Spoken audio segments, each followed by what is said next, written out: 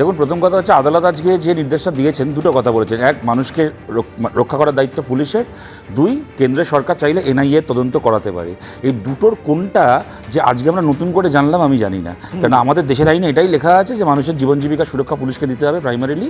এবং যে কোনো ক্ষেত্রেই আমরা জানি যে এনআইএ যদি মনে করে, যেমন সিবিআই তদন্তের ক্ষেত্রে আদালতের নির্দেশ বা রাজ্য সরকারের অনুমোদন লাগে, এনআইএর ক্ষেত্রে তা লাগে না। এনআইএ যে কোনো ক্ষেত্রে চাইলে নিজেই তদন্ত করতে পারে। সুতরাং এই দুটোর কোনোটাই আজকে নতুন করে আদালত বললো বলে আমরা জানলাম এমন নয়। তবে একটা কথা আমি বলছি, এখানে মানে আমাদের বিমলবাবুর কথাটা খারাপ লেগেছে, আপনারও বোধহয় খারাপ লেগেছে, কিন্তু হ্যাঁ, সিপিআইএম মনে করে যে দরকার হলে রাস্তায় টায়ার পড়ানোটা গণতান্ত্রিক আন্দোলন। যেরকম বিমল শঙ্কর নন্দনা মনে করেন যে আফরাজুলকে পুড়িয়ে মারাটা কি গ্র্যাম স্টুয়ার্ট সায়েন্সকে পুড়িয়ে মারাটা গণতান্ত্রিক আন্দোলন, ওদের কাছে ওই আগুনটা আগুন, আমাদের কাছে টায়ার পড়ানোটা গণতন্ত্রের আগুন। এবং যখন মানুষকে যদি আজকে এরকমভাবে হয়রানি করা হয়েছে, তখন আমরা প্রথম দিন থেকে বলে এসেছি এসআইআর বা যে কোনো প্রক্রিয়ায় জাল ভোটারের নাম বাদ দিতে হবে, মৃত ভোটারের নাম বাদ দিতে হবে। কিন্তু তা বলে মানুষকে এইভাবে হয়রানি করা হবে। এবং সুপ্রিম কোর্ট নির্দেশ দেওয়ার পরেও আজকে গোটা পশ্চিমবাংলার একটা জায়গাতে একটা রসিদ দেওয়া হয়নি। আজকে এসি স্টুডিওতে বসে কথাগুলো বলতে খুব সহজে বলা যায়, বিমলবাবু যে কথাগুলো বলছেন, কিন্তু শুভ্র আমাদেরকে এটা বুঝতে হবে যে গরিব মানুষ, যে কোনো সাধারণ মানুষ, মধ্যবিত্ত মানুষ, এমনকি উচ্চবিত্ত মানুষ ডকুমেন্ট চাইলেও আমি গিয়ে ডকুমেন্ট জমা দিয়ে এলাম। আমি বলছি না বিএলও ইচ্ছে করে করবে, হতেই পারে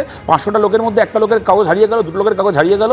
কালকে যখন সে বলবে যে না আপনি কোনো ডকুমেন্ট জমা দেননি, আমার প্রমাণ করার কোনো উপায় নেই যে আমি ডকুমেন্টটা জমা দিয়েছি।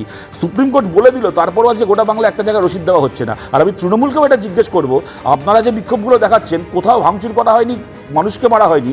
বারাসাতে আজকে সিপিআইএম কর্মীরা একদম গণতান্ত্রিক প্রক্রিয়ায় বিক্ষোভ দেখাতে গেছিল। সেখানে তৃণমূলের লোকেরা তাদের এসআইআরের বিরুদ্ধে ডেপুটেশন দিতে গেছিল, যে প্রক্রিয়ায় হয়রানি হচ্ছে মানুষের, বিএলওর কাছে ডেপুটেশন দিতে গেছিল। তৃণমূলের লোকেরা চড়াও হয়ে আমাদের কর্মীদেরকে মেরে রক্তাক্ত করেছে। এবার মুশকিল হচ্ছে পশ্চিমবাংলার এইটা, গণতান্ত্রিক আন্দোলন করার কোনো পরিসর নেই। আরজি করের ক্ষেত্রে কোথাও তো এরকম ভাঙচুর হয়নি, কোথাও তো মানে আগুন লাগানো হয়নি। তারপরও আরজি করের ধর্ষণের প্রতিবাদ করতে গিয়ে গোটা রাজ্য জুড়ে বহু লোককে জেল খাটতে হয়েছে। আমি বলছি গণতান্ত্রিক আন্দোলনের পরিসর যদি একটা রাজ্যে আজকে 14-15 বছর ধরে শেষ হয়ে গিয়ে থাকে, তাহলে আন্দোলনের নামে কিছু ক্ষেত্রে এরকম নৈরাজ্য হয়ে যাবে।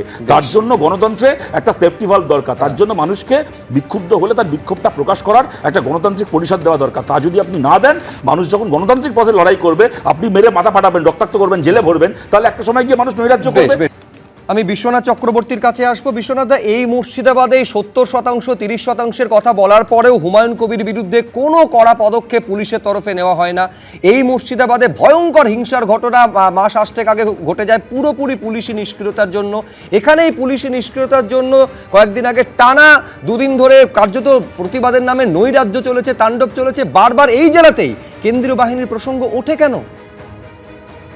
এটা একটা তো ধারাবাহিকতা আছে, মুর্শিদাবাদ জেলার একটা ইতিহাস আছে, ধারাবাহিকতা আছে, যেখানে 2003 সালের পঞ্চায়েত নির্বাচনে বহু সংখ্যক মানুষের মৃত্যু ঘটেছিল। ফলে রাজনৈতিক হিংসার দিক থেকে পশ্চিমবাংলার যে কটা জেলা সবচেয়ে এগিয়ে আছে, তার মধ্যে অবশ্যই মুর্শিদাবাদ আছে। হিস্ট্রি তো অস্বীকার করা যায় না। কিন্তু একই সাথে তোমাকে আমি বলতে চাই, আমাদের গণতন্ত্রে এই আদিম জিনিসগুলোকে ব্যবহার করে, ধর্ম, জাতপাত, এগুলোকে ব্যবহার করে গণতন্ত্রে জয়ী হতে চাইছে সবাই। ফলে এই যে আদিম যে সত্তাগুলো, সেগুলো গণতান্ত্রিক ব্যবস্থায় প্রয়োগ করা হচ্ছে কেবলমাত্র জয় পাওয়ার জন্য। এই যে তুমি যে হিংসাগুলো দেখছো, এই মুর্শিদাবাদের বেলডাঙ্গার হিংসার পেছনে রাজনৈতিক মদদ আছে। সরাসরি বাঙালি রাজনীতির সাথে যুক্ত যারা যে সমস্ত দল বা ব্যক্তিরা আছেন, তাদের আশ্রয় প্রশ্রয়ে পুলিশ চুপ করে বসেছিল। 30 ঘন্টা 1 কোটি মানুষ দুর্ভোগে পড়েছিল। উত্তরবঙ্গ এবং দক্ষিণবঙ্গের মধ্যে বিচ্ছিন্ন অবস্থা হয়েছিল। মানুষ মানে ঘন্টার পর ঘন্টা যখন ট্রেন, বাসে, তখন হয়রানি লাগেনি, কিন্তু হয়রানিটা তখন মানে রাজ্য সরকার মেনে নিয়েছিল। কারণ রাজ্য সরকারের যে রাজনীতি, বাঙালির রাজনীতি, তার সাথে সেটা মানানসই ছিল। ফলে আমাদের কৃত্রিম মানে যে বিষয়গুলো, আমাদের যে অতি পুরনো বিষয়গুলো, অর্থাৎ বলা আরো পরিষ্কার করে বললে আমাদের ফিউডাল সিস্টেমের যে বিষয়গুলো, ধর্ম, জাত, এগুলোকে ব্যবহার করা, সেগুলো প্রতিনিয়ত আমাদের রাজনৈতিক দলগুলো ব্যবহার করছে। আর আধুনিক ভারতবর্ষের স্বপ্ন আমরা দেখছি, অথচ আমাদের পুরনো সত্তাগুলোর উপর ভিত্তি করে আমাদের রাজনীতি চলছে। এই দুয়ের দ্বন্দ্ব কিন্তু প্রতিনিয়ত লক্ষ্য করতে পারছি।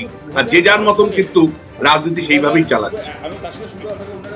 2012 সালের কথা কেন 2026-এ বসেও আপনারা জানেন না, আমি জানি না। আপনি যেটা এর আগে বললেন 2012 সালে বুদ্ধদেব ভট্টাচার্য পাবলিকলি বলেছিলেন যে আমার এই কথাটা বলা উচিত হয়নি, আমি কথাটা উইথড্র করছি। আপনি 2026 সালে এসে কার্যত বুদ্ধদেব ভট্টাচার্যের অর্ধেক কথাটাকে কোট করে বাকিটাকে না বলে মিথ্যাচার করলেন। বৈশ্বনাথ বুদ্ধদেব চট্টোপাধ্যায় ভট্টাচার্যের বললেন। মৃত্যুর পর তাকে যেটা মিথ্যাচার বলেছিলেন করলেন। সেটা তো সেটা হ্যাঁ, কোনো যেটা মিথ্যাচার বলেছিলেন নেই। সেটা আপনি যেটা বললেন বলেছিলেন না। সেটা বললেন। এটা বললেন। এটা কার্যত মিথ্যাচার করলেন বুদ্ধদেব ভট্টাচার্যকে নিয়ে। আমরা বলতে চাই যে আমরা বাংলায় এই ধরনের কোনো প্ররোচনা আমরা বরদাস্ত করব না। এখানে যে ভাগাভাগির রাজনীতি, তীব্র মেরুকরণের রাজনীতি, মানুষে মানুষে ভেদাভেদের রাজনীতি, যেটা এরা আমদানি করতে চাইছে ভারতীয় জনতা পার্টি, যারা মাইকেল মধুসূদন দত্তকে বলে ব্রিটিশের দালাল, যারা রবীন্দ্রনাথের জনগণ মন বলে ব্রিটিশকে খুশি করতে, তাদেরকে এই বাংলার আমি শুধু উত্তরপ্রদেশে সময় শেষ। যেভাবে সিধে করেছি এখানে ক্রিমিনাল গুলোকেও সেভাবে সিধে করবো, এই বার্তাটাই দিয়ে দিচ্ছি।